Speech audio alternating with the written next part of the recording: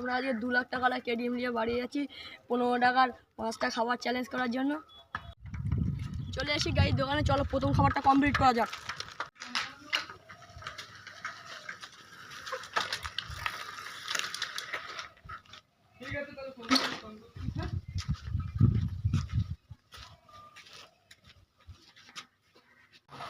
একটা 2 টাকা পেয়েছি।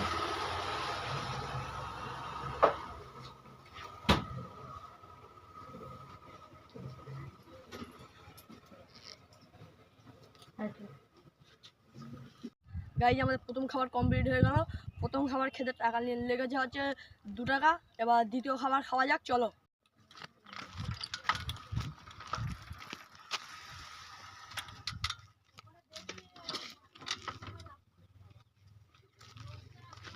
দোকানে এসো।